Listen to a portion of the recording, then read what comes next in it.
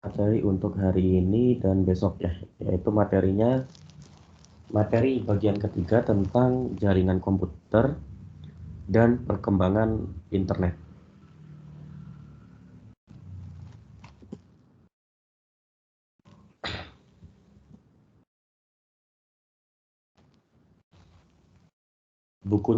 Materinya masih diambil dari buku yang sama ya. Tujuan dari materi ini adalah yang pertama, supaya mahasiswa mengetahui sistem jaringan dasar. Kemudian mahasiswa mampu menjelaskan etika dalam berkomunikasi di jejaring sosial. Kemudian supaya mahasiswa mampu menjelaskan mengapa dan bagaimana internet ditemukan. Selanjutnya, mahasiswa mampu menjelaskan teknologi yang menjadi komponen utama internet. Yang kelima, supaya mahasiswa mampu menjelaskan cara kerja teknologi web.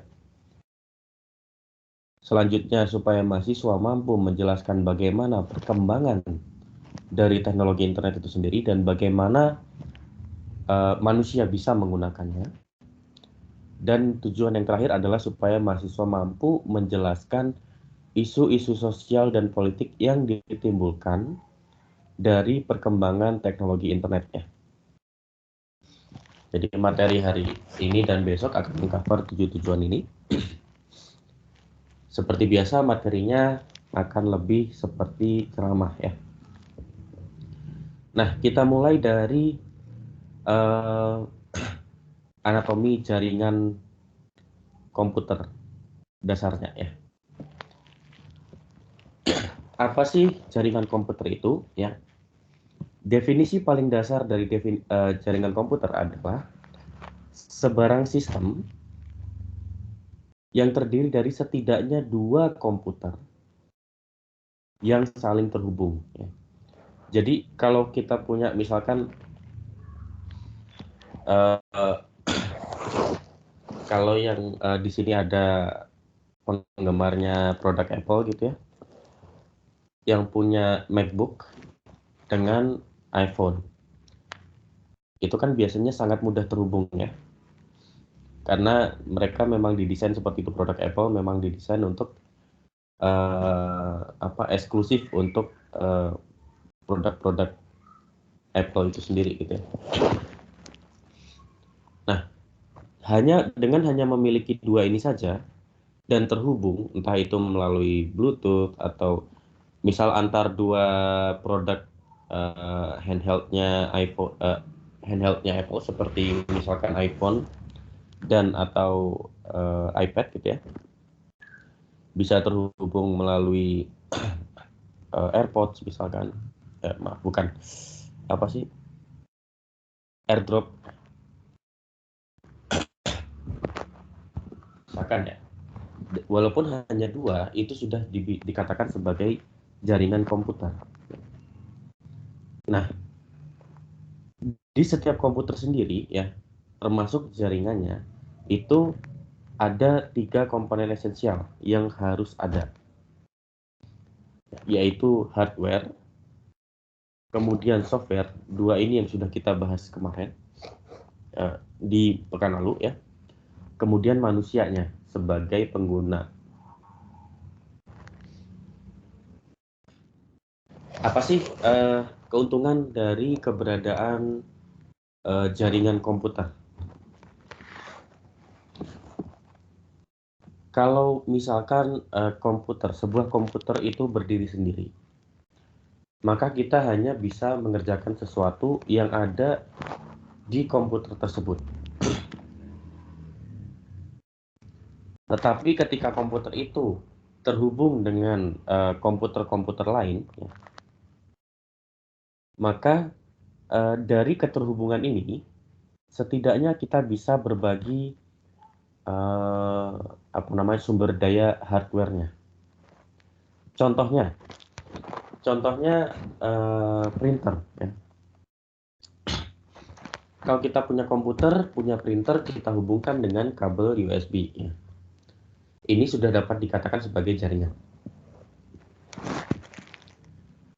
Tapi ada juga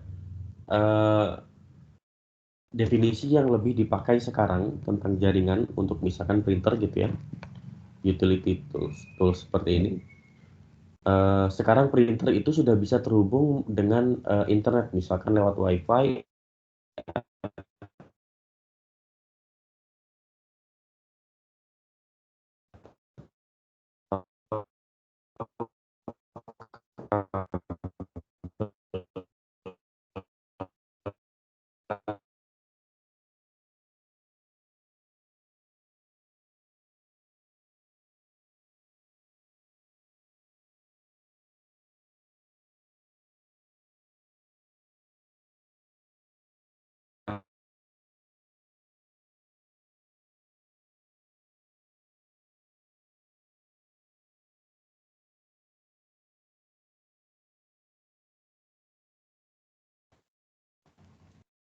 Dengan internet itu Mohon kita maaf. cukup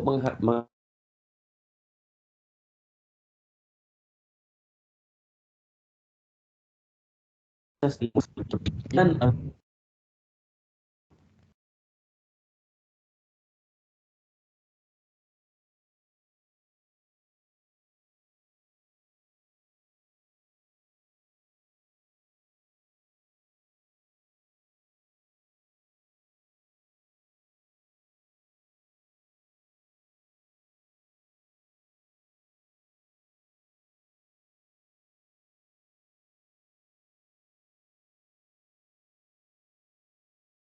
Halo, mohon maaf Bapak, suaranya putus-putus, Pak.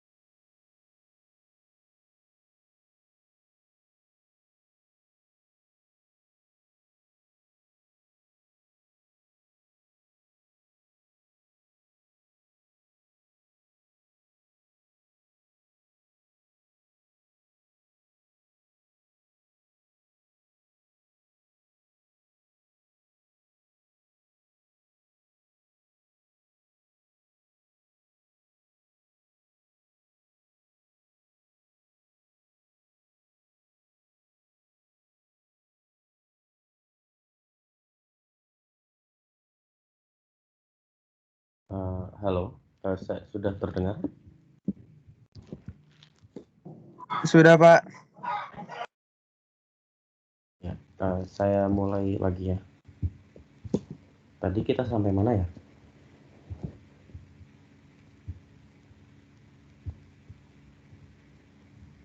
Tadi kita sampai di Bapak, cuman Di tadi sini ya? suara Bapak putus-putus.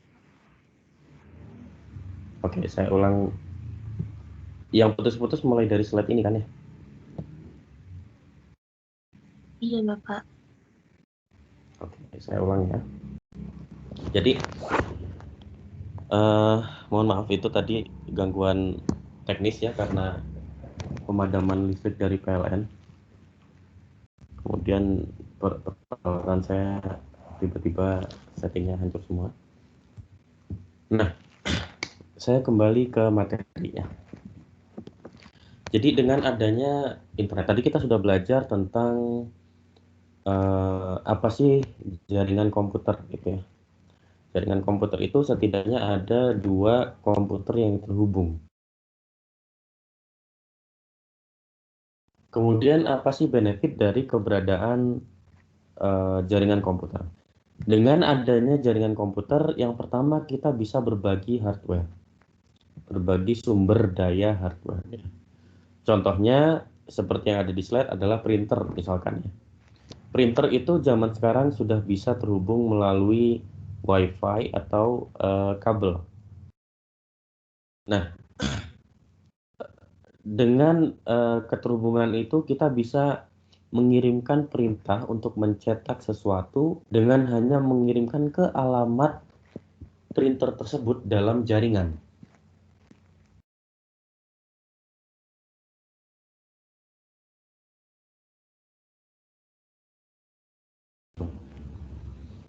Bahkan di beberapa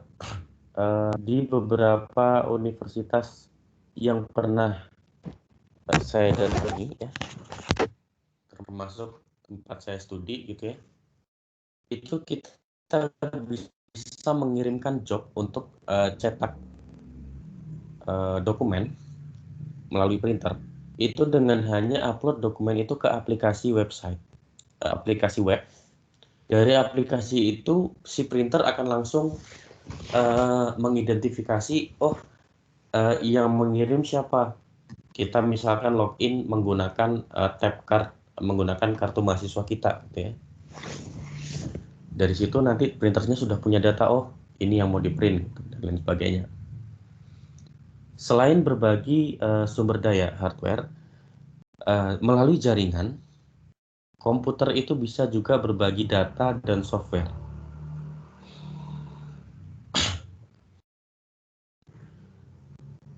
Kalau dulu ketika sebuah perusahaan perangkat lunak atau perusahaan sistem operasi gitu ya, contohnya Windows ingin menjual produknya, entah itu Windows atau mungkin yang merasakan Photoshop dulu sebelum internet itu masif seperti sekarang gitu ya, atau Microsoft Office mungkin sampai sekarang masih ada gitu ya. Kalau kita ingin membeli installernya plus lisensinya, itu kita harus membeli hard copy ya, jadi membeli CD. Nah, biaya untuk pembuatan untuk copy lisensi sekaligus installernya ke dalam bentuk perangkat keras seperti CD ini itu sangat besar. Kalau dibandingkan dengan sekarang ya, perusahaan-perusahaan tersebut lebih memilih untuk mengunggah aplikasinya melalui internet. Kemudian dia hanya menjual lisensinya saja. Jadi menjual izin pemakaian. Ini menjadi jauh lebih murah bagi si perusahaan softwarenya. Karena dia tidak perlu lagi membuat kopi fisik yang banyak, yang mahal gitu ya. Cukup upload ke servernya, menghubungkan servernya dengan jaringan. Orang yang ingin menggunakan aplikasi tersebut ya tinggal download saja, tinggal download kemudian beli lisensinya dan seterusnya. Nah, selain berbagi hardware, data, software, dengan keberadaan jaringan komputer, kita bisa berkomunikasi dengan orang lain secara bersama-sama walaupun jarak kita jauh. Berkomunikasi juga bisa digunakan untuk bekerja, bermain, dan lain sebagainya. Contoh berkomunikasinya misalkan dengan aplikasi instant messaging, aplikasi pesan gitu ya, seperti WhatsApp misalkan, dan lain sebagainya. Nah, untuk sebuah komputer bisa bekerja, untuk sebuah jaringan komputer bisa bekerja, itu ada term-term yang harus kita kenal ya, supaya kita tahu jaringan komputer ini kalau ada masalah kita tahu di mana masalahnya, supaya si jaringan komputer ini bisa bekerja dengan baik gitu ya. Perkembangannya di awal jaringan komputer ini berkembang di awal itu adalah LAN ya, di mana LAN itu adalah singkatan dari Local Area Network. LAN ini pada dasarnya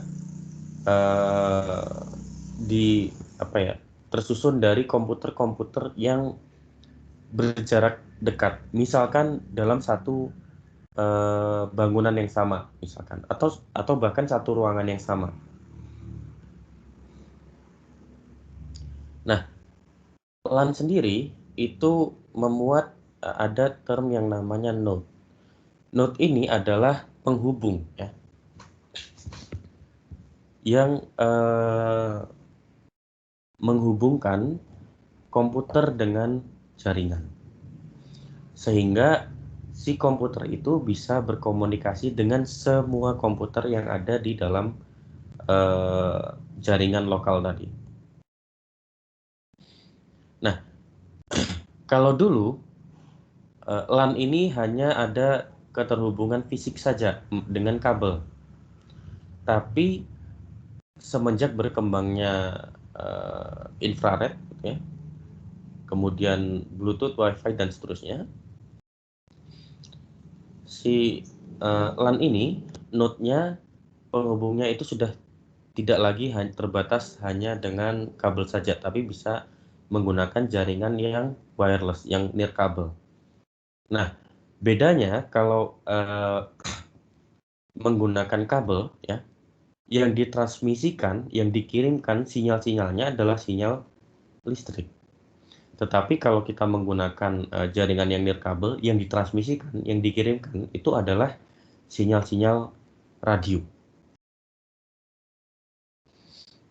Nah, setelah LAN kemudian berkembang menjadi Ethernet ya. Ethernet ini yang menghubungkan local area network dengan jaringan yang lebih luas. Ethernet ini sudah dikembangkan dari sejak 1970-an dan sekarang menjadi standar yang dipakai di mana-mana. Nah, Ethernet sendiri itu masih berkembang sampai sekarang ya. Kita sudah mengenal LAN, mengenal internet, kemudian kita mengenal dengan sesuatu yang lebih luas, yaitu WAN, di mana WAN ini adalah singkatan dari Wide Area Network. Simpelnya, WAN ini adalah sesuatu yang lebih luas daripada LAN. Nah, kalau kalian mungkin yang suka nonton film-film sci-fi gitu ya, apalagi yang di situ memuat jaringan gitu ya, misalkan jaringan sosial media dan lain sebagainya. Kalau kita melihat jaringannya itu selalu ada seperti ada jaringan yang besar, kemudian jaringan yang besar itu di ujungnya masing-masing itu ada jaringan kecil yang bercabang menjadi jaringan yang lebih kecil lagi.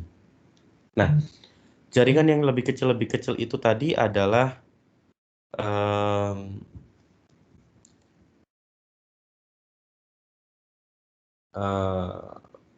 LAN atau Local Area Network.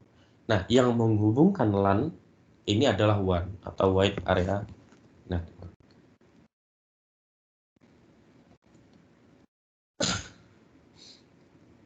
Nah, komponen jaringan selanjutnya adalah router. Apakah router itu?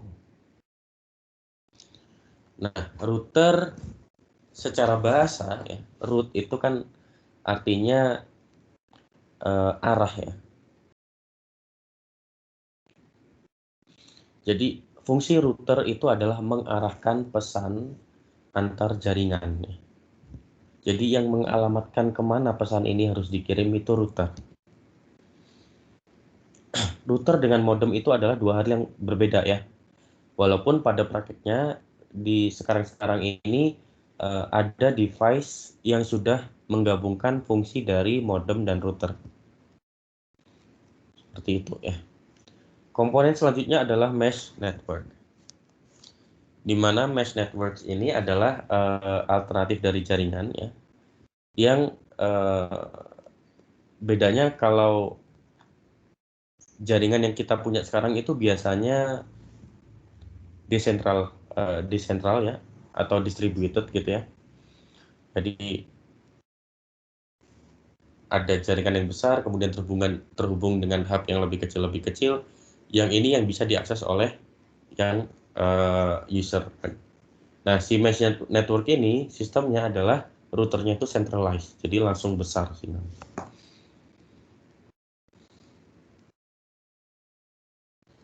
Nah, komponen dari jaringan selanjutnya, terutama internet ya, yang perlu kita kenal adalah bandwidth. Bandwidth ini mungkin kalau yang peka dengan teknologi, dan saya yakin generasi sekarang ini jauh lebih peka dengan teknologi dibandingkan dengan generasi-generasi sebelum kita gitu ya. Jadi setidaknya bandwidth ini mungkin sudah dikenal. Tapi apa sih bandwidth itu? Bandwidth ini pada dasarnya adalah seberapa besar si jaringan itu bisa mengkomunikasikan data atau paket-paket data pada waktu tertentu, misalkan selama 1 detik atau 1 jam atau 1 hari misalkan. Nah, pada dasarnya ya, pada umumnya bandwidth ini menggunakan ukuran kilobyte per second atau kilobit per second atau megabit per second.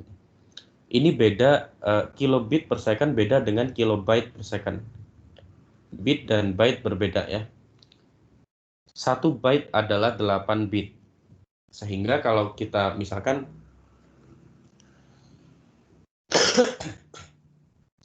kita mau pakai provider internet tertentu gitu ya. Dia promosi, oh kelihatannya angkanya besar nih. Tapi kita lihat dulu huruf B-nya ini B kapital, B besar atau B kecil. Kalau B kecil, maka kalau kita mau mengukur dengan byte, misalkan kita mau upload video atau download video yang dimana ukurannya itu kita lebih kenal dengan byte, bukan bit, ya. Maka kita harus membagi misalkan 100 gitu ya. 100 ini dibagi 8. Maka yang kita punya cuma 12,5 megabyte per second. Kalau kita mau mengukurnya byte. Bandwidth itu sendiri itu sangat dipengaruhi oleh infrastrukturnya ya. Misalkan hardware-nya, entah itu kabelnya, kabel itu, jadi mungkin bagi yang belum tahu ya, kabel itu memiliki kapasitas. Jadi jangan dikira kalau misalkan kita mau transfer data, misalkan kita langganan internet yang saya sebutkan dalam byte saja ya, yang misalkan langganan internet yang bandwidth-nya adalah 100 megabyte per second. Tapi kapasitas kabel kita itu hanya 50 megabyte per second. Maka bandwidth real yang bisa kita dapatkan itu hanya 50 MB per second, bukan 100 MB per second. Jadi kita harus hati-hati juga dalam memilih hardware pendukung jaringan kita, ya. Karena itu sangat mempengaruhi bandwidth-nya. Selain itu, bandwidth ini sangat dipengaruhi oleh lalu lintas komunikasi yang ada di jaringan. Misalkan di dalam satu rumah kita hanya punya satu jaringan internet, ya. Byte per second.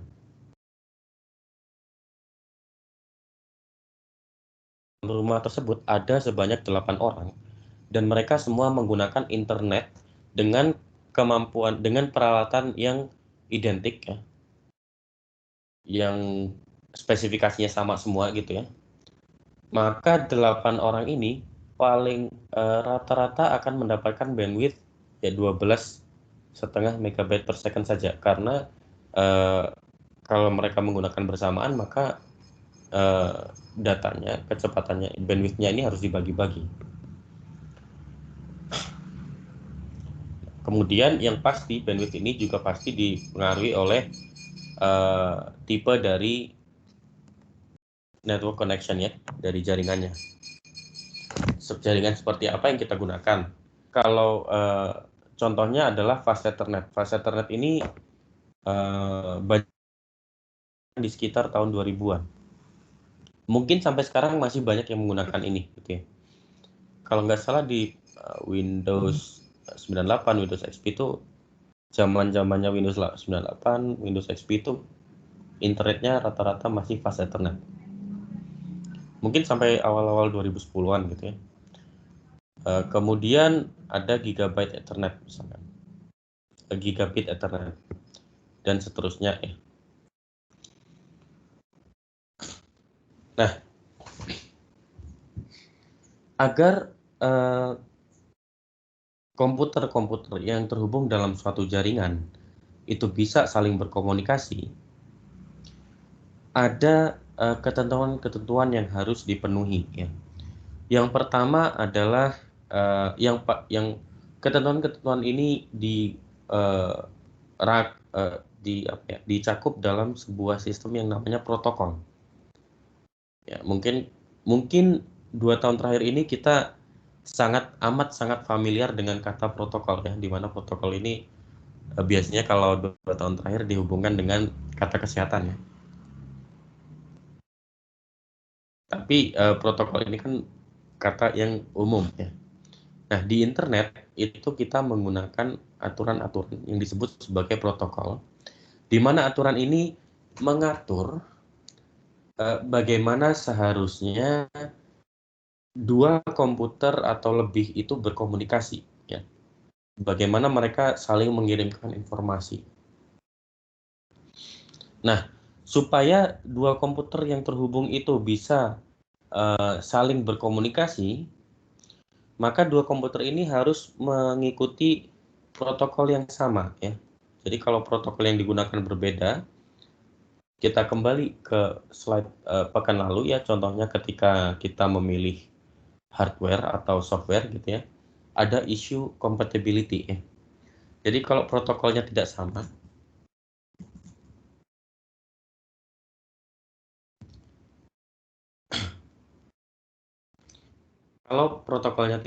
maka 2 komputer ini walaupun terhubung dalam jaringan, mereka tidak kompatibel dalam komunikasinya, ya. Sama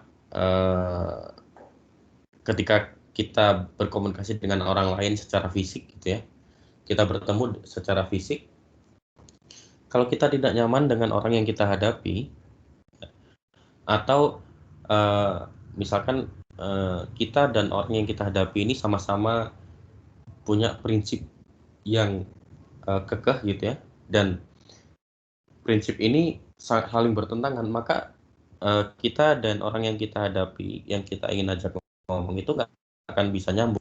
Pada dasarnya seperti itu, ya. Nah, protokol yang paling banyak dipakai di jaringan internet adalah TCP/IP, di mana TCP itu adalah singkatan dari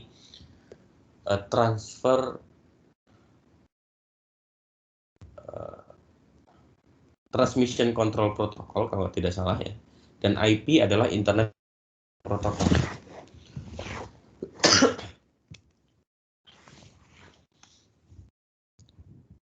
Kemudian selain protokol ya, diperlukan juga perangkat lunak untuk komunikasinya. Nah, perangkat lunak untuk komunikasinya ini bisa bermacam-macam ya. Misalkan yang pertama adalah NOS, di mana NOS ini adalah singkatan dari Network Operating System. Jadi NOS ini sistem operasi yang memang dirancang untuk jaringan ya.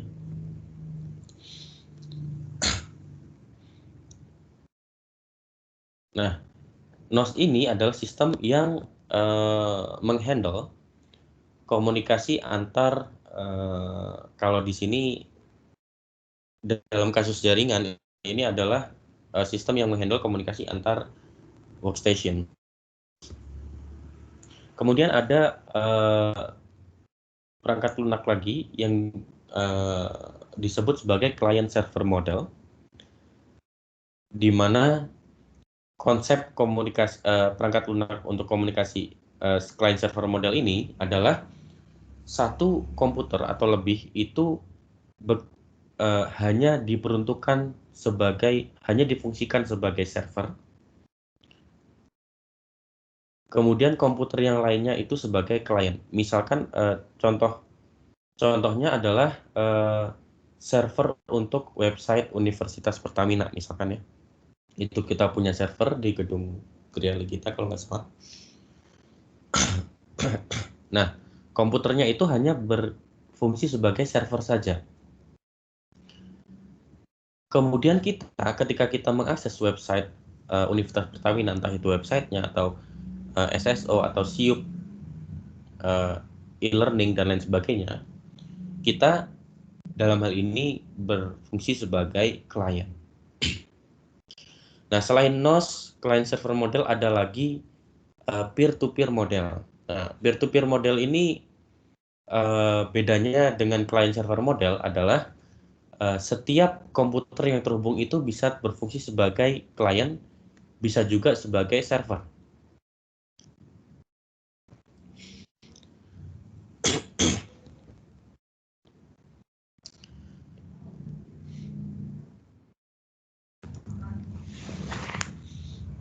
Nah, bagaimana sih kita menghubungkan komputer itu dengan jaringan internet gitu ya? Ada beberapa jenis penghubung ya. Yang pertama adalah hubungan langsung atau direct connection. Direct connection ini contohnya adalah menggunakan kabel. Jadi kita langsung menghubungkan secara fisik dengan kabel, misalkan kabel LAN gitu ya. Direct connection ini adalah keterhubungan jaringan yang paling cepat. Karena transmisinya itu bisa jauh lebih cepat gitu ya.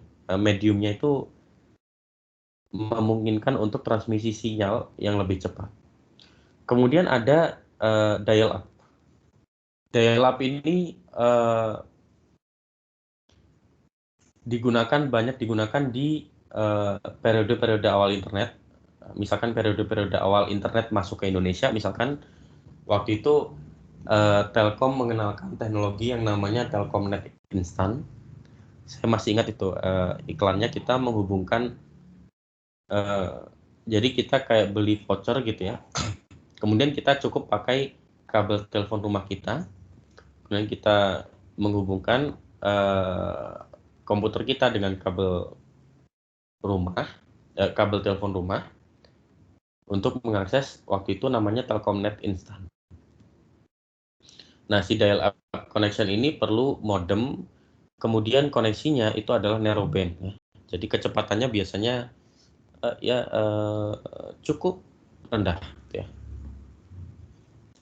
Dulu kalau tidak salah kecepatannya sekitar 52 kilobit per second si Telkomnet Instan itu, atau mungkin 100, saya lupa. Kemudian ada broadband connection. Broadband connection ini bandwidth-nya lebih besar, sehingga memungkinkan kecepatan transmisi yang jauh lebih cepat dibandingkan dial-up connection tadi. Nah, broadband connection ini ada beberapa jenis yang bisa dipakai ya. Yang pertama adalah DSL. Nah, DSL ini adalah infrastruktur broadband connection yang banyak dipakai, yang umum dipakai di Indonesia. Di mana DSL ini adalah singkatan dari Digital Subscriber Line. Kalau kita perhatikan, misalkan kita menggunakan, saya sebut merek lagi, IndiHome. Ya. Si IndiHome ini modelnya kita menghubungkan menggunakan kabel yang kecil. Kabelnya itu seperti kabel telepon. Nah, ini DSL. Kemudian ada kabel modem. Di beberapa negara itu pakai kabel modem ini ya. Bedanya adalah kabel yang digunakan itu kabel koaksial. Kabel koaksial ini kabel yang dipakai untuk antena internet, antena TV.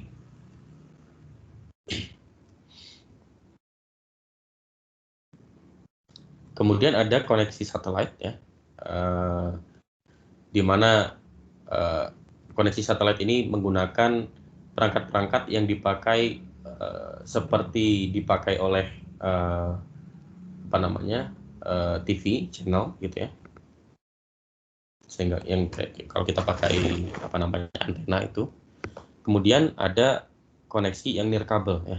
Nah, koneksi nirkabel ini adalah koneksi yang sekarang mungkin berkembang paling cepat. Koneksi nirkabel sendiri itu ada bermacam-macam ya. Yang pertama ada WiFi.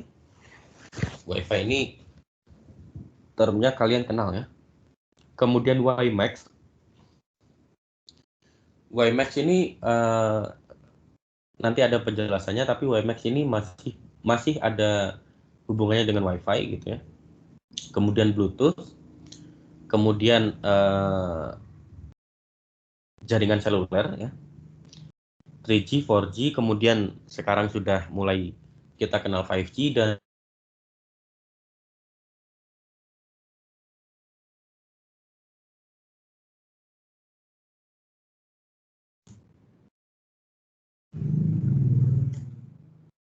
halo, suara saya apakah terputus?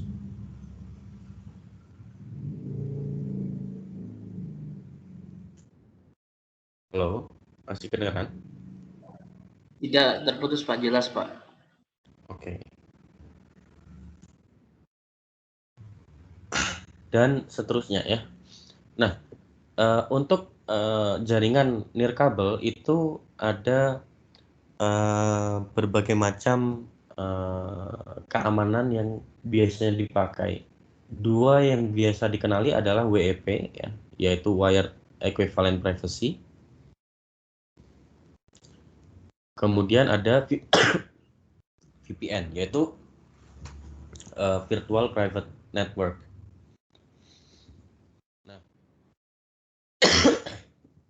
contoh-contoh perkembangan teknologi jaringan nirkabel ya. Dulu ada IRDA ya, IRDA, di mana IR-nya itu stands for infrared ya, inframerah. Nah, si infrared ini jangkauannya itu hanya pendek saja, hanya 1 meter ya. Laptop generasi awal yang punya teknologi nirkabel itu rata-rata punya sensor infrared.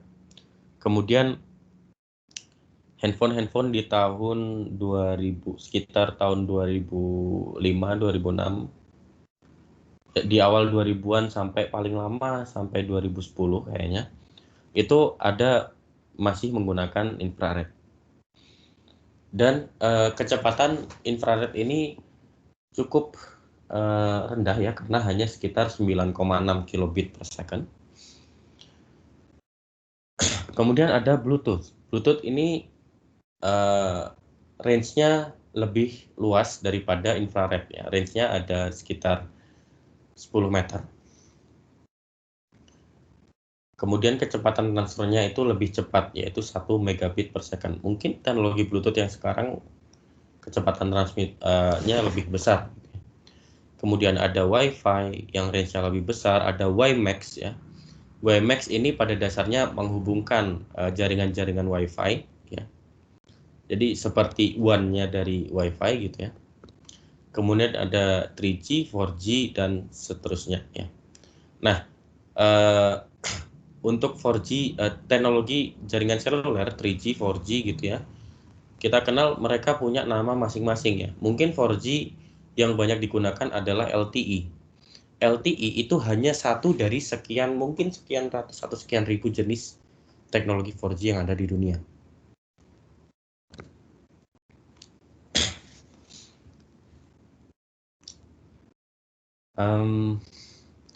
Nah, ada satu cerita menarik ya.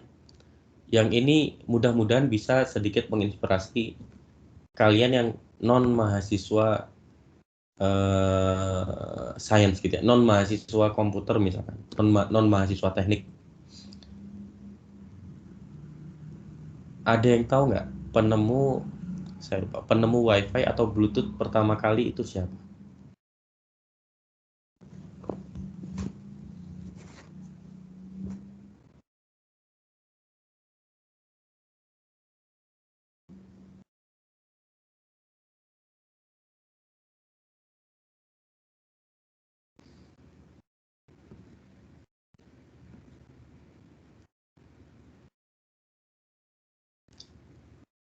Wi-Fi atau Bluetooth ya?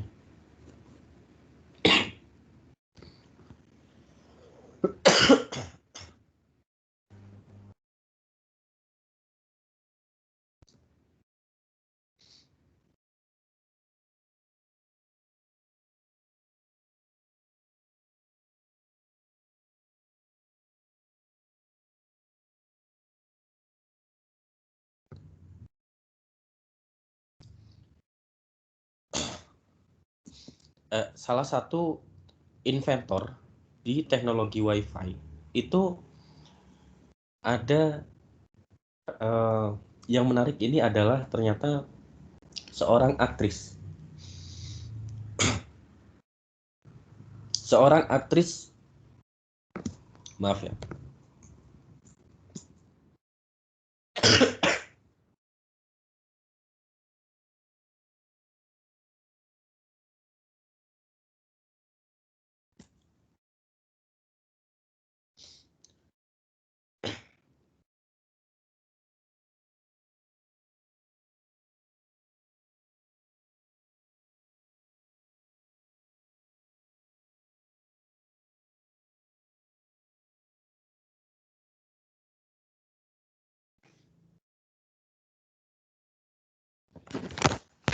Ada seorang aktris Hollywood yang bernama, saya tulis di sini ya.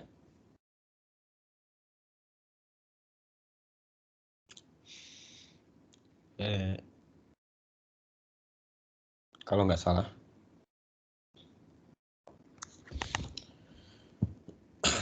Bentar. Hedi Lamar. Iya kayaknya Hedi Lamar. Hedi Lamar ini adalah seorang aktris Hollywood yang menemukan, yang invent salah satu teknologi Wi-Fi. Menariknya dia aktris gitu ya. Jadi sebenarnya pada dasarnya siapapun itu berhak menjadi inventor teknologi ya.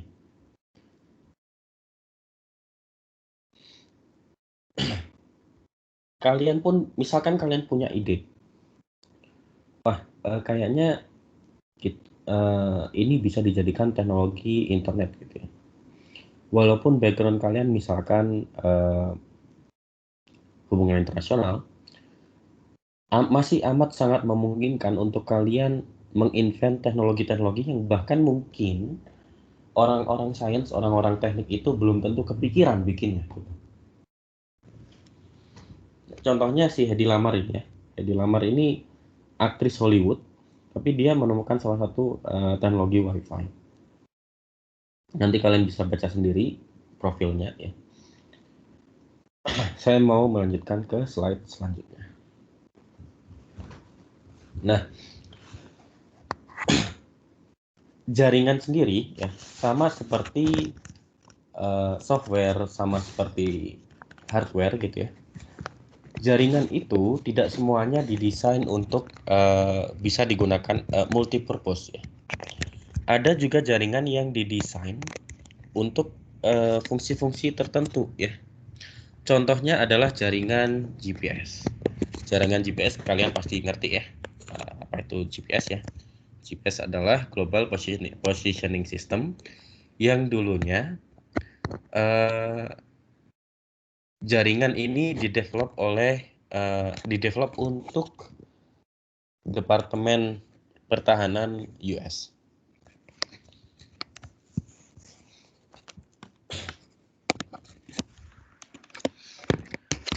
Nah,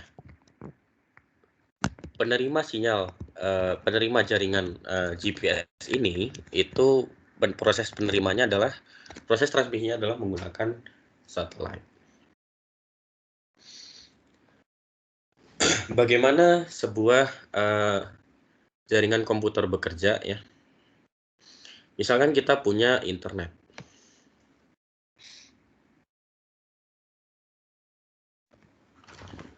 Misalkan kita punya internet ini ya. Misalkan ada di awan ini entah di mana gitu ya. Si internet ini terhubung menggunakan kabel atau DSL supaya bisa menyediakan bandwidth yang besar. Kemudian si kabel atau DSL ini terhubung dengan modem. Nah, modem inilah yang menerima sinyal, kemudian menerima dan mengirim ya, termasuk mengkonversi dari analog sinyal ke digital atau sebaliknya, sehingga sinyal itu bisa dibaca oleh komputer kita. Jadi ini adalah modem. Kemudian dari modem untuk bisa jadi si sinyal ini supaya bisa dibaca oleh komputer yang ada di rumah kita, contohnya modem ini kemudian dihubungkan dengan sebuah sistem yang disebut sebagai router. Nah, router inilah yang mengarahkan sinyal-sinyal ini yang dikirim dari internet melalui modem kemudian diubah menjadi sinyal digital. Ini harus dikirim ke yang mana nih? Ke komputer yang mana? Itu adalah fungsinya router. Nah, dari router lah kita bisa menghubungkan langsung misalkan dengan kabel ke sebuah internet. Ke sebuah komputer yang punya network card ya. Jadi, biasanya yang punya network card itu hampir dipastikan punya colokan LAN gitu ya. Atau kabel ini dihubungkan dengan sebuah router lain yang bisa memancarkan sinyal radio, yaitu router wireless. Nah, router wireless ini kemudian memancarkan sinyal radio ke semua perangkat yang bisa menerima sinyal radio tersebut ya. Contohnya adalah komputer yang punya Wi-Fi receiver atau printer yang punya Wi-Fi receiver. Selain itu, router ini juga bisa mengarahkan ke perangkat lain ya, perangkat komputer lain, jenis lain seperti misalkan konsol video game dan lain sebagainya ya. Nah, kalau kita perhatikan tadi Wi-Fi ini bisa diakses oleh siapapun ya yang bisa menerima sinyal radio tersebut. Sehingga kita perlu security ya, perlu keamanan. Nah, Contoh keamanannya adalah kita set password untuk Wi-Fi tersebut, supaya orang lain yang tidak kita kenal, yang tidak kita harapkan tidak bisa mengakses Wi-Fi tersebut.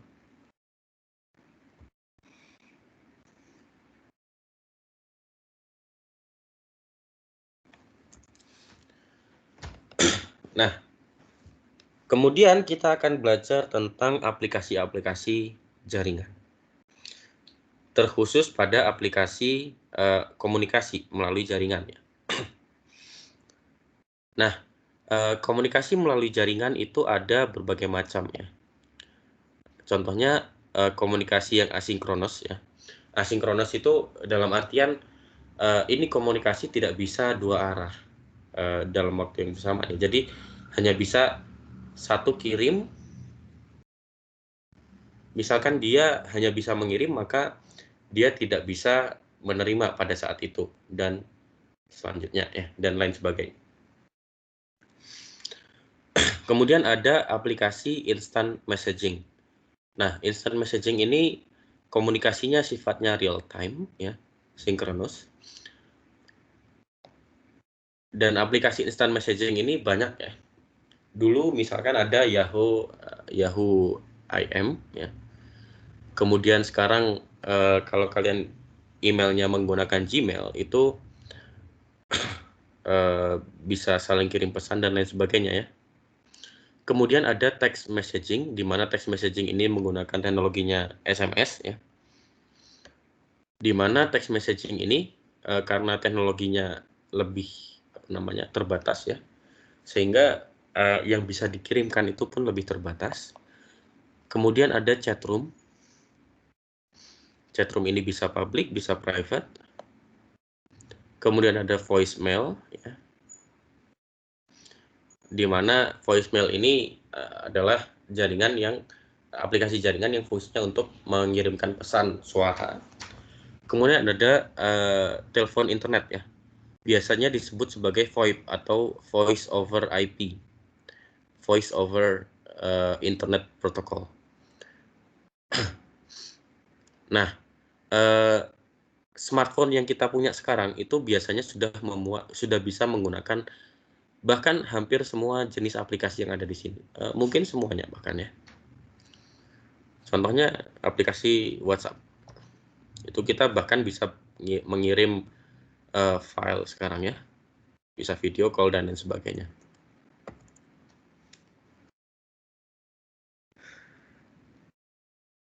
Jaringan. Nah, jaringan ini kan berkembangnya, jaringan internet ini berkembangnya kan sangat masif ya. Sehingga kita harus sangat bijak dalam menggunakan internet. Bagaimana kita bisa survive menggunakan jaringan internet? Yang pertama pastinya kita jangan terlalu memikirkan dalam-dalamnya ya. Kita cukup pakai saja gitu ya. Jadi biarkan si sistem itu bekerja semaksimal mungkin. Kalau misalkan kita ingin mengirimkan pesan ya kita cukup tulis aja kirim gitu. Sisanya serahkan sistem. Kemudian menyimpan nama dan alamat pada buku address book ya, buku alamat yang bisa diakses dengan mudah oleh komputer, supaya ketika kita ingin mengirimkan pesan itu lebih mudah. Kalau sekarang ini sudah pasti dipakai, hampir pasti dipakai oleh semua orang gitu ya. Kemudian, nah ini yang wajib kita ingat ya, jaga kerahasiaan email dan password kita. Kecuali untuk kebutuhan tertentu ya, yang password ini pasti harus dijaga. Kalau email untuk kebutuhan tertentu, misalkan kita memang perlu berbagi dengan orang lain. Tapi akses email tersebut hanya boleh digunakan oleh kita. Kemudian jaga privasi ya. Seperti kasus yang sempat kita bahas di pertemuan pekan lalu ya. Walaupun misalkan Instagram itu ada fasilitas untuk hanya berbagi dengan teman dekat, dengan close friends.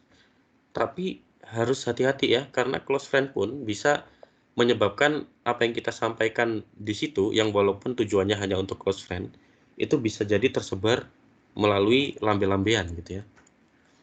Jadi kita harus sangat hati-hati terhadap privasi kita, terutama di era informasi seperti sekarang. Kemudian yang penting lagi adalah jangan pernah membuka lampiran yang mencurigakan. Nah, kalau ada sesuatu yang mencurigakan, walaupun misalkan kalian menerima email dari alamat email yang ada yang domainnya adalah universitaspertamina.ac.id, tapi menurut kalian mencurigakan nih, nggak mungkin kampus mengirimkan email ini gitu, maka jangan dibuka dulu, tanya dulu ke bagian TIK universitas ya, tanya dulu apakah ini benar dikirim dari universitas atau tidak. Kalau benar baru kita buka, kalau tidak ya kita laporkan gitu ya, jangan diem aja gitu ya. Ini masih berhubungan, tips selanjutnya adalah jangan terjebak oleh phishing gitu ya. Phishing ini misalkan ya ada tiba-tiba kalian dapat kiriman email, oh kamu selamat mendapatkan apa namanya, kamu dipilih oleh bos saya untuk menerima warisan sebesar miliaran atau triliunan US dollar gitu. Itu hati-hati ya.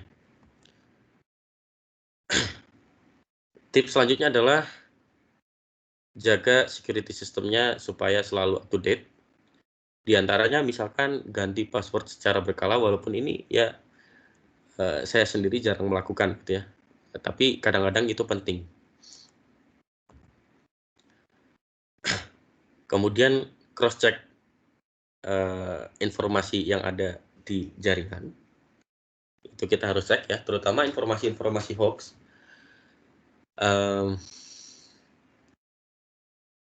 Ya, kita harus hati-hati dengan informasi-informasi tersebut ya.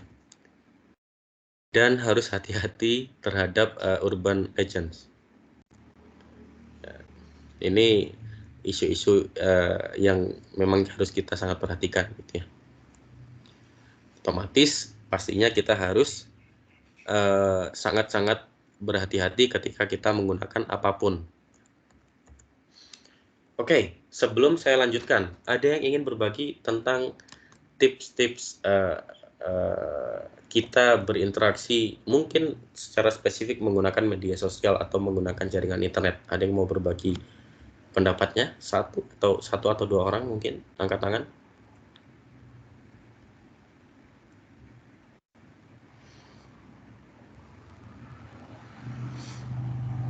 Oke. Yang lain ada nggak? Kalau tidak ada, orang yang sama lagi ya. Kalau tidak dua saja ya. Kita lihat waktunya dulu ya. Jian dulu, silahkan Jian. Maaf Pak, saya bukan mau berbagi tapi ada yang belum saya mengerti dan saya pahami Pak. Oke, silakan. Tanya, oh ya, terima kasih. Yang pertama Pak, saya mau bertanya terkait dengan Wide Area Network. Berarti saya mau make sure Pak bahwa WAN itu adalah jaringan yang super yang digunakan saat ini antara negara. Jika iya, saya penasaran Pak, bagaimana cara kerja dari WAN sendiri? Apakah menggunakan sistem kabel yang dipasang seperti antena ataukah ditanam ataukah bagaimana Pak? Terima kasih. Oke, pertanyaan yang menarik ya, Jan. WAN, bagaimana cara kerjanya WAN? Gitu ya. WAN ini seperti yang disampaikan tadi, WAN ini pada dasarnya adalah jaringan yang menghubungkan LAN. Jadi WAN ini yang menghubungkan kita dengan dunia luar ya. Kalau yang menghubungkan kita dengan komputer-komputer yang misalkan hanya dalam satu kantor saja atau dalam satu ruangan saja bahkan, itu LAN. Tapi WAN ini contohnya yang menghubungkan kita, yakni internet kita, modem kita gitu ya, modem rumah gitu kalau kita langganan internet dari provider apapun, Nah, si modem ini terhubung dengan internet jaringan yang lebih besar, misalkan si internet service provider. Kemudian ini yang menghubungkan kita dengan si jaringan di seluruh dunia, ini WAN. Nah, bagaimana si WAN ini saling terhubung? Ini ada macam-macam, ya. Jadi koneksi yang stabil itu tetap sama antara LAN ataupun WAN, itu adalah koneksi fisik menggunakan kabel. Nah, biasanya kalau kita perhatikan si internet service provider ini menghubungkan jaringan dari seluruh dunia dengan jaringan lokal, misalkan di rumah kita gitu atau di kantor kita. Itu mereka membangun jaringan fisik, yaitu kabel-kabel fiber optik misalkan. Tapi ada juga yang menghubungkannya langsung lewat satelit. Itu bisa macam-macam. Atau bisa juga langsung dengan misalkan tower-tower ya, handphone kita ya, si provider kita gitu ya, menghubungkannya langsung melalui misalkan transmitter yang ada di sekitar kita. Nah, itu bisa pakai wireless. Jadi tidak selalu si WAN ini sebenarnya pada dasarnya sama dengan LAN. Keterhubungannya itu bisa fisik, bisa wireless. Seperti itu, Jan, ya. Apakah sudah lebih dipahami atau makin bingung?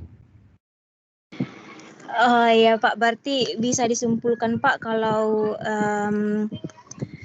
WAN ini jaringan yang lebih besar ya Pak, bahkan lebih besar daripada Metropolitan Area Network, seperti itu Pak. Metropolitan Area Network ini termnya lebih khusus lagi ya, jadi tidak perlu dikenal gitu ya.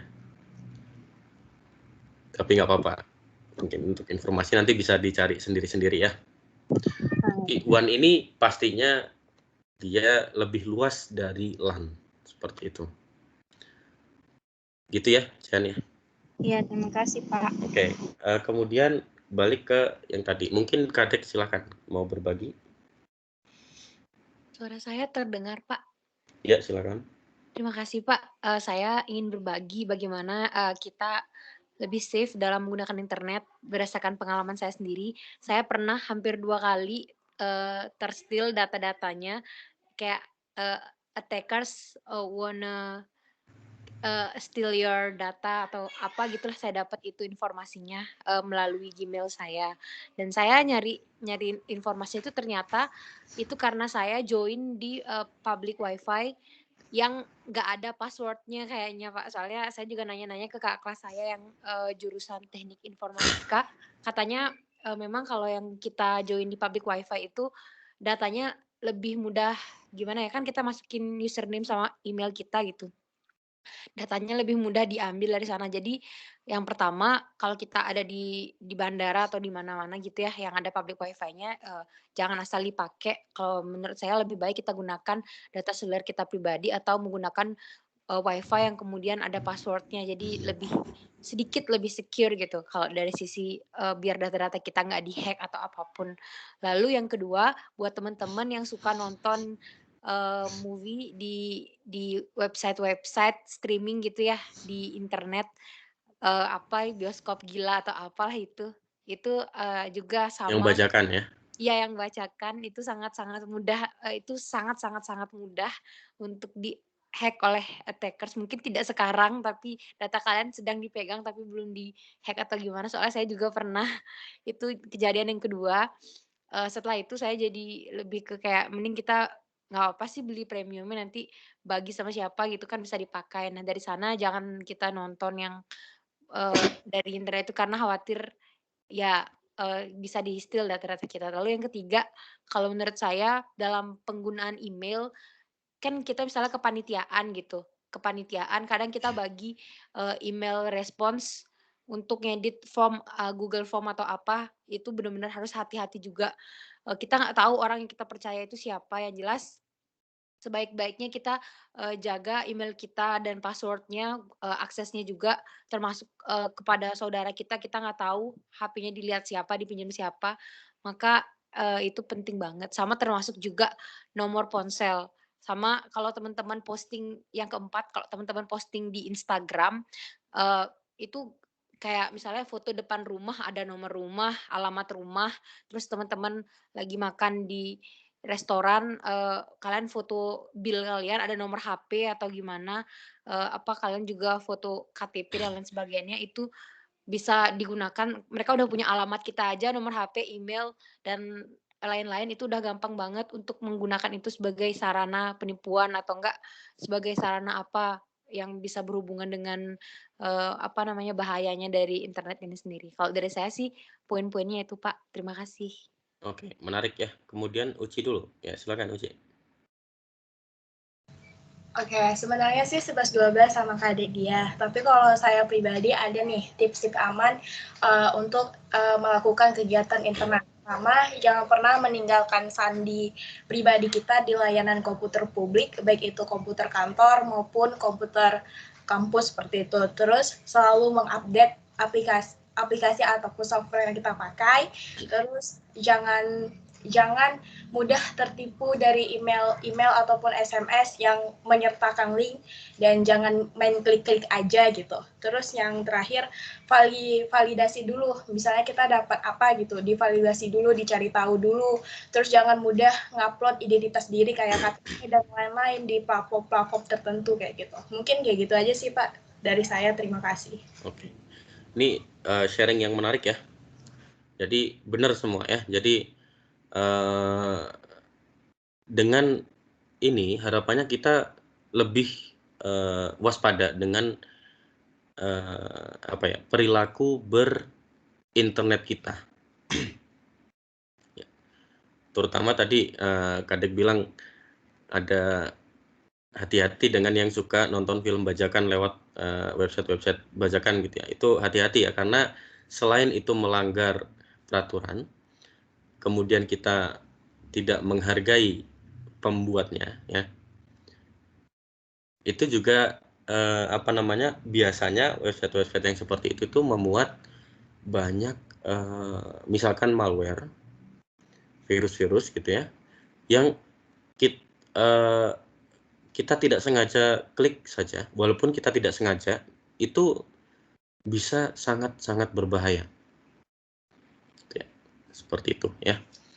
Jadi silakan diingat-ingat karena ini penting buat kita semua ya, terutama di perkembangan internet yang semasif sekarang. Nah, kita lanjut ke aplikasi-aplikasi jaringan ya. Aplikasi-aplikasi yang berkomunikasi dalam jaringan itu ada misalkan social networking, kemudian role playing, dan komunitas virtual. Contohnya ada social networking services seperti Facebook, Twitter, Instagram, LinkedIn, ResearchGate, macam-macam ya, banyak sekali. Cuman seperti yang tadi disampaikan oleh teman-teman kalian ya, kita harus berhati-hati karena ada isu-isu keamanan dan keselamatan di social networking itu ya. Contoh isu keamanannya misalkan tadi, kalau misalkan kita mau upload foto, kita foto di depan rumah atau di mana gitu, atau foto lagi makan di restoran mana gitu, itu harus hati-hati juga gitu ya. Bahkan terkadang kita upload foto di mana, terus foto itu memuat semua anggota keluarga yang ada di satu rumah yang sama. Itu juga bisa berbahaya kadang-kadang ya, karena bisa jadi ini orang-orangnya ini lagi nggak ada di rumah gini. Kalau kalian uploadnya live gitu ya, bisa ketahuan nih nggak ada orang di rumah, itu bahaya juga gitu ya. Kemudian untuk ada juga role playing seperti game MMORPG ya, di mana MMORPG ini singkatan dari Massively Multiplayer Online Role Playing Games, di mana kita memerankan sebuah peran tertentu dalam game tersebut ya. Kalau dalam game-game seperti ini, keberhasilannya itu membutuhkan kooperasi antar dua atau lebih pemain yang ini membentuk sebuah komunitas virtual. Komunitas virtual sendiri sekarang sudah banyak ya. Bahkan komunitas virtual pecinta merek motor tertentu itu ada, pecinta merek handphone tertentu itu ada, dan lain sebagainya. Kemudian aplikasi-aplikasi jaringan itu ada juga aplikasi jaringan yang didesain untuk berbagi informasi saja. Contohnya social bookmarking, wiki, media sharing, dan crowdsourcing. Wiki sendiri itu website yang memang didesain untuk memberikan kebebasan kepada semua orang yang bisa mengaksesnya untuk berkontribusi ke dalam wiki tersebut. Nah, ada yang menarik dari wiki ya. Yang menarik dari wiki adalah walaupun wiki ini kadang-kadang terkesan sangat saintifik gitu ya. Tapi yang menarik adalah kalau kita melakukan riset, kemudian kita ingin mempublikasikan riset kita, maka sebisa mungkin hindari sitasi sumber dari wiki. Karena apa? Wiki itu isinya adalah dari orang-orang yang berkontribusi, sehingga bisa jadi isinya itu bukan suatu hal yang saintifik tapi opini. Misalkan kita membuka suatu wiki sekarang, itu wikinya itu isinya bisa kita ubah gitu. Walaupun mungkin di sini belum tentu ada yang mencoba untuk mengubah wiki ya, tapi itu bisa diubah. Jadi kita harus hati-hati ya. Kemudian ada video sharing platform seperti YouTube, Twitch, atau yang lokal seperti video dan lain sebagainya. Ada yang disebut dari ini ada yang disebut sebagai viral video. Ya. Viral video ini mengapa namanya viral? Ini karena video itu populer yang menyebarnya itu seperti virus ya. Jadi menyebarnya itu masif, cepat sekali gitu ya. Entah itu melalui email, melalui blog, melalui pesan singkat dan lain sebagainya.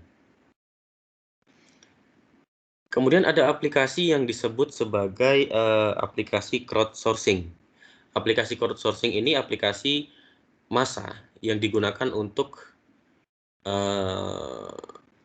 melakukan suatu tugas tertentu. Ya. Contoh aplikasi crowdsourcing ini seperti yang banyak kita kenal adalah Kitabisa atau Wujudkan. Nah, dalam berinternet itu ada etika-etika yang perlu kita pahami ya. Etika ini kalau di sini di slide ini disebut sebagai netiquette dan messaging etiquette. Misalkan kita ingin menyampaikan sesuatu, maka kita harus benar-benar menyampaikan sesuatu yang benar-benar ingin kita sampaikan. Jangan kita meletakkan pesan-pesan tersembunyi di situ. Karena itu sangat berbahaya ya. Misalkan di media sosial kalau kita menyampaikan pesan yang ada menyangkut pesan tersembunyi atau pesan yang maknanya bisa bermakna ganda, itu sangat berbahaya karena bisa menimbulkan perpecahan bahkan dalam keluarga sendiri gitu ya. Sebisa mungkin kita mengirimkan pesan singkat dalam jaringan. Mengapa? Karena kalau pesannya panjang bisa jadi malah orang tidak mendapatkan apapun dari yang kita sampaikan. Kemudian sebelum kita mengirimkan pesan tersebut, maka kita perlu proofread ya, kita perlu cek lagi sampai kita yakin kalau ini memang pesan yang ingin kita kirimkan. Nah, ketika kita berinternet, pada dasarnya kita tidak pernah anonimus ya. Jadi walaupun misalkan kita menggunakan VPN gitu ya, Virtual Private Network yang ada alamatnya lain gitu ya. Tapi bukan berarti apa saja yang kita lakukan melalui VPN itu tidak dikenali oleh misalkan ISP kita dan lain sebagainya ya. Jadi jangan pernah kita menganggap kita itu melakukan apapun di internet itu kita nggak akan ada yang bisa mengenali kita gitu. Jangan pernah menganggap seperti itu ya. Nah, kemudian ada istilah belajar bahasa nonverbal dari internet.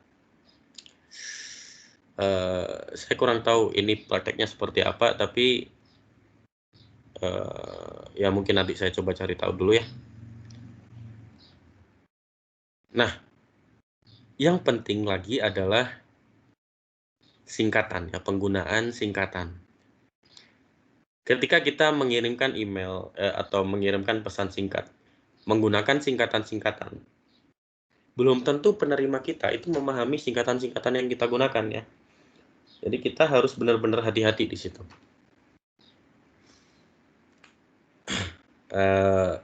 Tetap sabar, tetap objektif ya dalam membaca sebuah pesan ya. Jangan terburu-buru menyimpulkan sesuatu karena itu berbahaya ya. Bisa menimbulkan perpecahan lagi. Kemudian jangan sampai menjadi sumber spam ya. Jadi kita menyebar informasi kemana-mana gitu ya, asal nyebar aja, itu kita bisa dianggap spam, itu berbahaya. Atau kita kirim pesan kayak 100 pesan dalam 10 menit gitu di satu grup tertentu, itu udah kayak kita sebagai spam, 100 pesan yang nggak penting gitu, itu bahaya ya.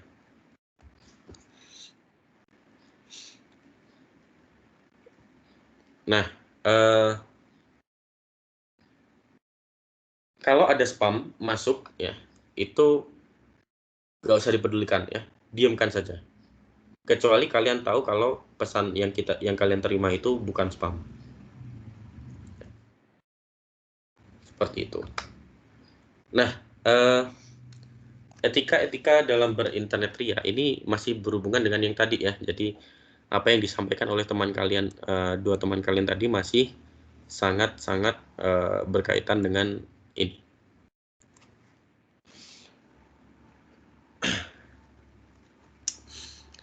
Nah, kita kembali ke setelah selingan tadi, kita kembali ke manfaat dari jaringan di antaranya internet ya.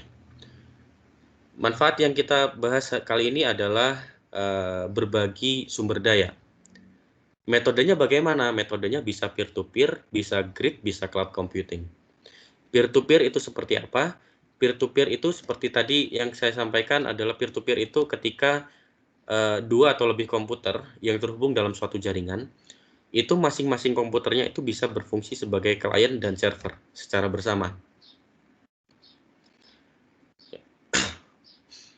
Peer-to-peer ini memungkinkan user untuk berbagi dokumen atau data gitu ya, atau file dan lain sebagainya dengan mengizinkan perangkat kita untuk dapat diakses oleh pengguna lain pada jaringan tersebut. Contohnya tadi yang Uci kalau tidak salah sampaikan ya, ketika terhubung pada jaringan publik, Wi-Fi publik atau connect tadi, jaringan publik yang tidak ada passwordnya. Ketika kita mengakses jaringan tersebut ya, Wi-Fi yang tidak ada passwordnya gitu ya, kita boleh masuk gitu. Itu sebenarnya kita bisa set supaya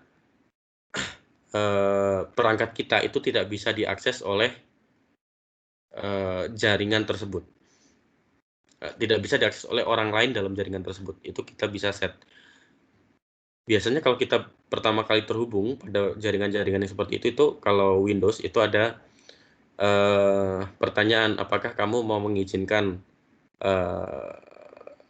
perangkatmu untuk dapat diakses oleh ini melalui public network atau private network dan lain sebagainya, itu kita bisa pilih. Dan itu kita harus benar-benar hati-hati ya. Kemudian ada grid computing. Nah, kalau grid computing ini lebih ke berbagi computing power. Contohnya adalah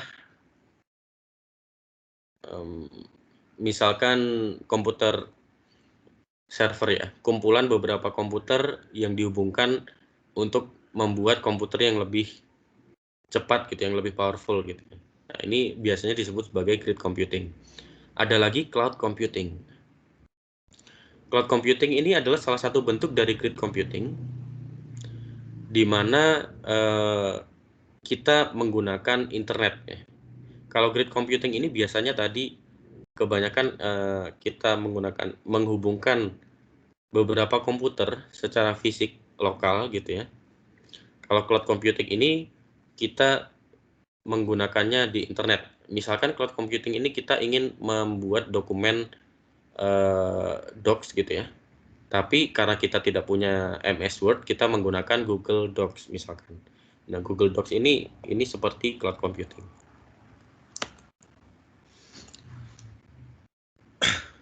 Ada yang ingin ditanyakan sebelum saya lanjutkan?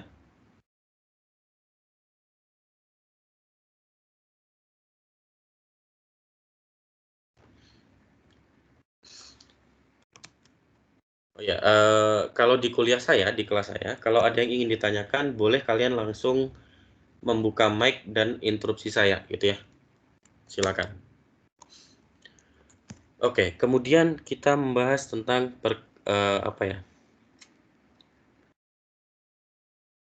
perkembangan internet.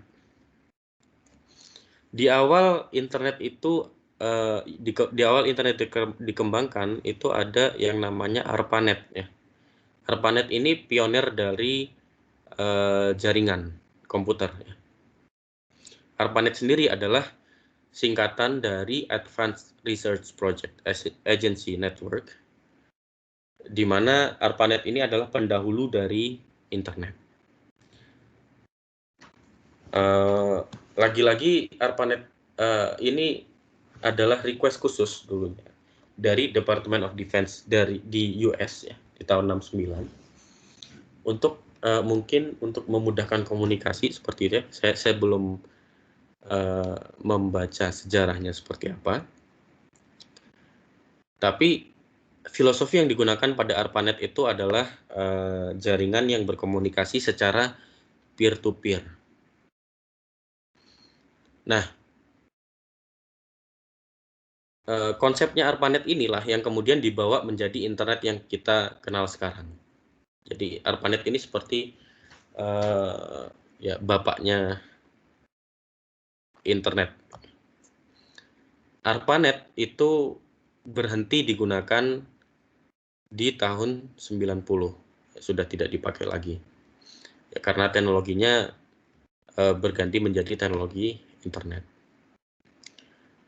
Di dalam internet sendiri ada apa saja sih? Di dalam internet sendiri itu ada jaringan dari jaringan. Kalau di slide ini dikatakan jaringan dari jaringan. Ini kalimat yang sangat tepat ya, karena internet ini kita punya jaringan besar, kemudian terhubung ke jaringan yang lebih kecil. Jaringan yang lebih kecil ini terhubung ke jaringan yang lebih kecil lagi, dan seterusnya, gitu ya. Sampai yang ada di ujungnya itu adalah pengguna, user. Nah, internet ini menghubungkan berbagai macam institusi, bahkan kalau sekarang sudah menghubungkan individu, gitu ya. Ketika internet berkembang, dalam perkembangan internet, protokol-protokol atau aturan-aturan dalam berkomunikasi melalui jaringan internet ini juga berkembang ya. Sama seperti teknologi, misalkan yang saya katakan tadi, teknologi 4G. Teknologi 4G itu mungkin kita hanya mengenal LTE gitu ya. Tapi teknologi 4G sendiri itu ada mungkin ratusan bahkan ribuan teknologi yang ada patennya, tapi belum tentu dipakai secara komersil gitu ya. Jadi di internet aturan-aturan ini, standar protokol ini itu juga banyak jenisnya, banyak dikembangkan. Tapi internet ini tidak dikontrol oleh satu kekuatan besar ya. Karena kalau kita bayangkan kalau misalkan internet itu dikontrol oleh satu kekuatan besar, maka apalagi di era informasi seperti sekarang, maka semua orang, semua negara itu pasti akan tunduk pada penguasa internet tersebut.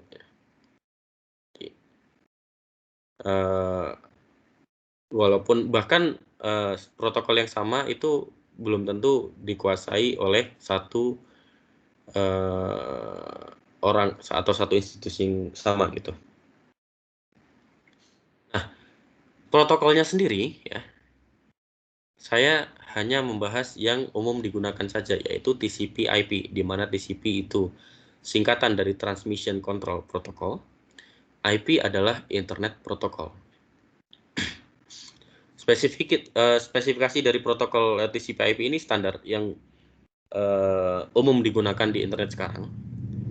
Makanya sampai disebut sebagai bahasa dari internetnya. Mengapa bahasa? Karena komunikasi yang dilakukan di jaringan internet itu menggunakan TCP/IP ini. Nah, TCP/IP ini memungkinkan untuk komunikasi antar jaringan. Sehingga kita punya tadi jaringan besar, kemudian terhubung jaringan yang lebih kecil lagi, dan seterusnya. Antar jaringan yang lebih kecil ini, walaupun mereka tidak secara langsung terhubung, ya, tapi mereka masih bisa saling berhubungan dengan protokol ini, TCP/IP. TCP sendiri, Transmission Control Protocol ini, fungsinya adalah untuk memecahkan informasi atau pesan yang ingin dikirim melalui jaringan internet. Itu menjadi paket-paket yang lebih kecil. Nah, paket-paket yang lebih kecil ini yang dikirimkan nantinya melalui jaringan. Nah, menggunakan sistem seperti ini ya, paket switching, karena sistemnya itu lebih fleksibel dan lebih robust. Robust itu artinya dia lebih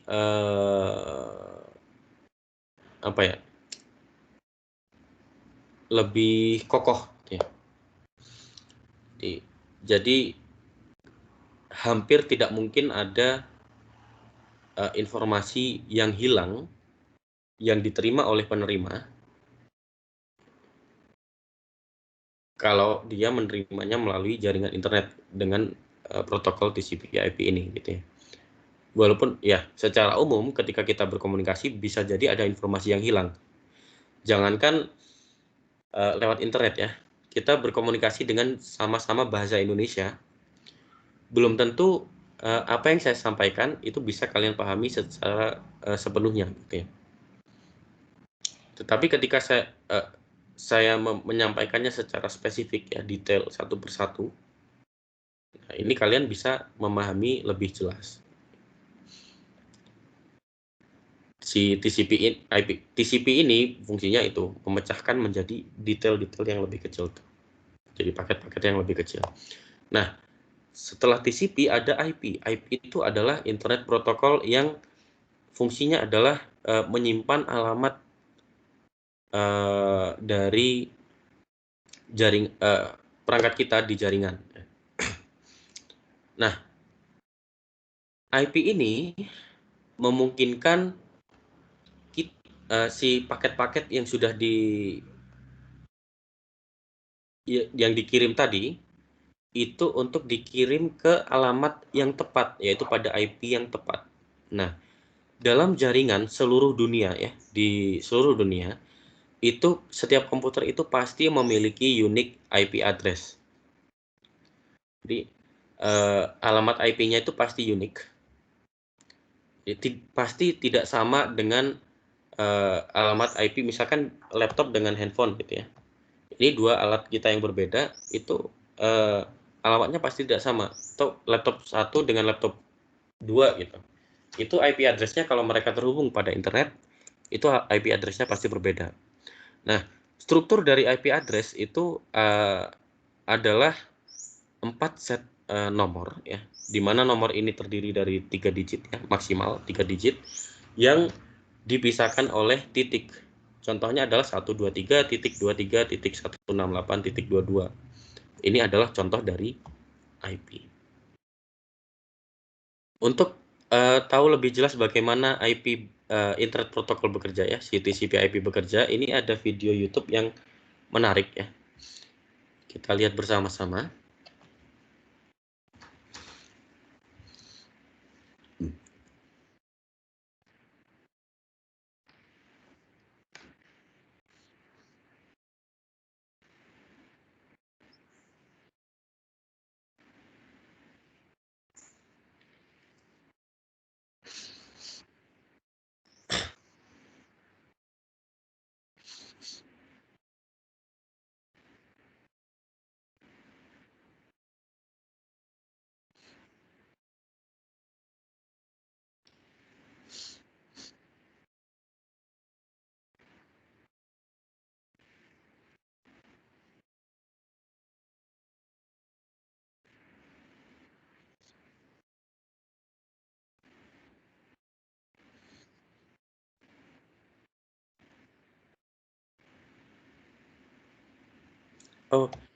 Oh ya, suaranya kedengaran atau tidak?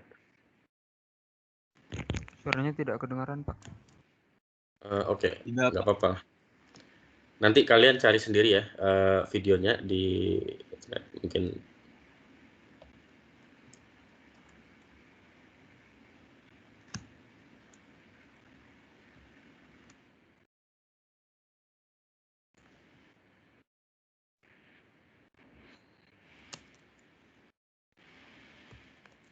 Saya kirimkan linknya ke chat.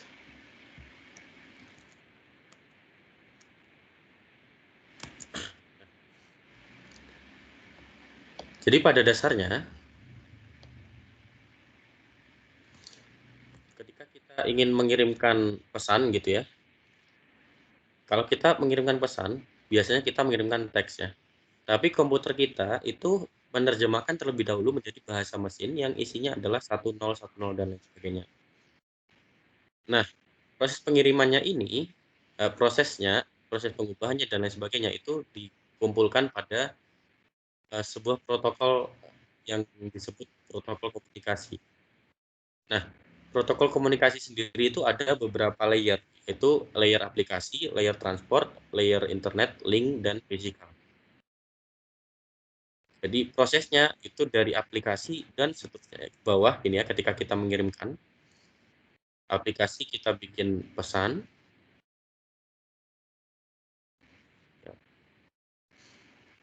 Protokol di aplikasi biasanya adalah HTTP. Hypertext ya, HT-nya hypertext. Kemudian ke transport protokol, di mana transport protokolnya adalah TCP, di mana di TCP ini dipecahkan menjadi paket-paket yang lebih kecil. Kemudian internet, kita baru masuk ke internet yang mana punya IP. Kemudian linknya adalah kabel, dan fisikal yaitu jaringannya. Baru kemudian penerimanya menerima secara terbalik ya, urutannya terbalik dari fisikal dulu, link, internet, transfer, baru balik ke aplikasinya. Seperti itu konsepnya ya. Nanti kalian bisa lihat sendiri videonya ya. Sebelum saya akhiri perkuliahan, saya tambahkan sedikit, yaitu opsi-opsi dalam internet akses ya. Ada 4 tipe akses broadband yang tadi sudah dibahas, yaitu DSL, modem kabel, kemudian satelit, kemudian high speed nirkabel, koneksi nirkabel gitu ya, yaitu menggunakan gelombang radio. Nah, untuk mengakses ini itu ada yang disebut sebagai Internet Service Provider, di mana atau disingkat sebagai ISP ya. ISP ini menyediakan layanan keterhubungan dengan internet. Contohnya ISP misalkan Telkom, kemudian Bisnet dan lain sebagainya. Kemudian ada service online, di mana service online ini pada internet itu biasanya menyediakan service ekstra seperti berita, kemudian chatroom dan lain sebagainya. Nah, cara bekerja internet itu kurang lebih ya seperti inilah ya. Keterhubungannya itu bisa macam-macam ya. Bisa lewat satelit. Dimana kalau lewat satelit maka kita harus punya penerima ya. Kemudian internet sendiri pasti harus ada pemancar yang memancarkan ke satelit supaya bisa dipancarkan balik ke penerimanya. Kemudian bisa pakai, yang pasti bisa pakai kabel gitu ya, di yang kiri atas. Ini kiri atas ini pakai kabel telepon dial up. Kemudian kiri bawah itu ada menggunakan DSL line ya. Ini yang banyak kita pakai, atau kabel modem yang di tengah bawah.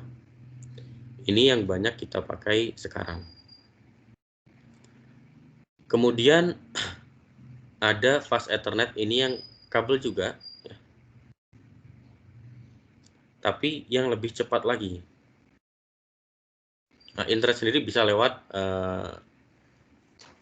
nirkabel ya, di kanan ya. Seperti itu ya. Materi hari ini sampai di situ saja. Sebelum saya akhiri, apakah ada pertanyaan?